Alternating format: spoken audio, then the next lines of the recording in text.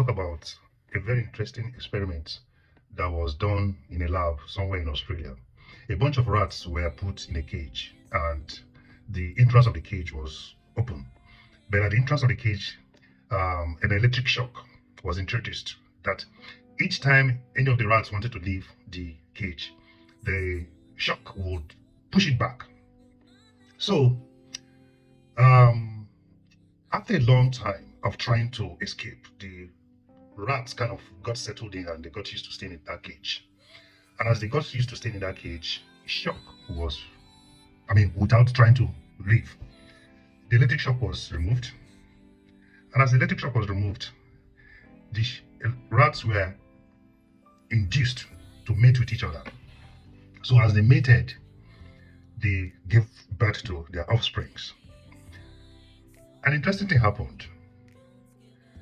When the adult rats were removed from that cage and the baby rats were left behind to grow, at maturity, the new set of rats did not attempt to leave the cage. Very interesting. They never attempted to leave the cage.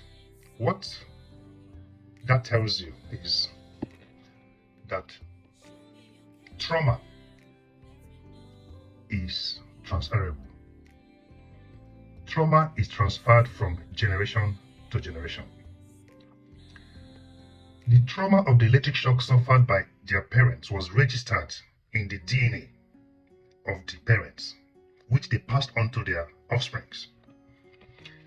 And that's what happens in human beings. There are some of us that are moving around with some kind of traumas that we inherited from our parents. There are some reactions, there are some things that we do. There are some emotions, anger, fear that we express as individuals. But we can't explain how it is that somebody will say that I'm feeling claustrophobic. Somebody will sit and say, I'm afraid. Afraid of what? He can't even explain what he's afraid of. Somebody who is forever angry, forever very emotionally tensed.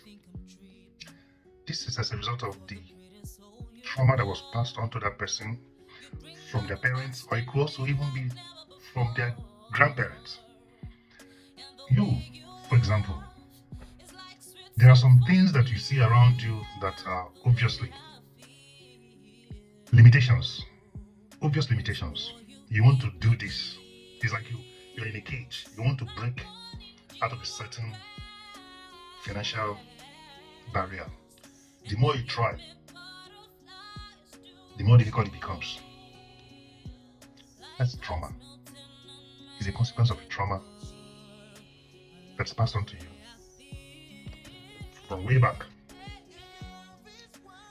There are some things that happen to us that we notice that, oh, this is like a pattern. What I'm experiencing today in my life, in my marriage. My mother experienced it. My brother told me about it. My father told me about it. An evil pattern has been set in motion. So until such a time that you say, you know what? I am not going to be part of this cycle. Yes, my father, my mother may have been limited by certain factors beyond his control. These factors that are about to limit me, they're under my control. I force them to be under my control. Until such a time that you break away and say, enough is enough.